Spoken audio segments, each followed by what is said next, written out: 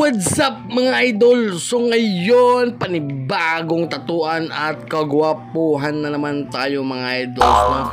So ngayon, isa-shoutout natin yung ating client na nanggaling pa ng Davao City mga idol, no? So medyo limitado yung aming oras dito mga idol. Kasi nga, yung pagpunta niya dito sa Cebu is stopover nila. Kasi may iba pa silang lugar na pupuntahan. So kaya yon, siguro mga hindi aabot ng isang araw mga idol. Siguro nasa mga 15 hours lang yung ano niya dito sa Cebu. Kaya yon, nagdali-dali kami nagtawag dito. Kaya yun nga,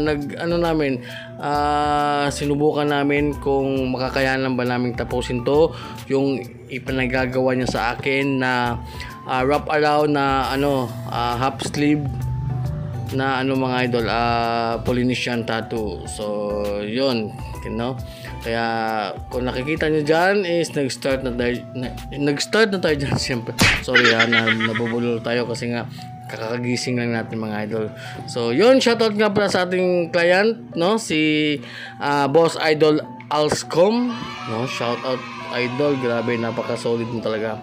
Talagang binisita mo ako dito sa Cebu, no. So try natin kung matatapos natin to. So kung hanggang saan lang yung makakayanan, sa next session na lang tayo tawag dito, ipapatuloy natin, no.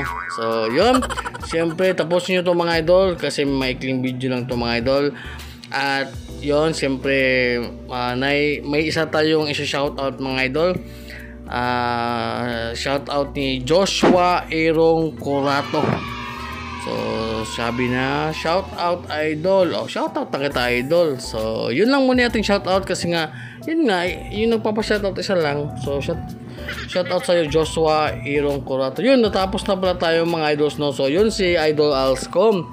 So hindi natin namalayan, no, natapos na pala tayo dito. So yung ginawa namin dito mga idol is freehand Polynesian tattoo. So dapat yung namin dito is wrap around.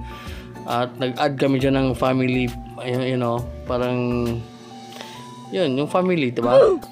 Napaka-astig sana mga idol. So talagang hindi namin natapos kasi nga yung oras namin dito is limitado lang. So siyempre sabi naman ni Boss Idol na nanggaling pa ng Davao City, Davao City o Davao, basta sa Davao yan.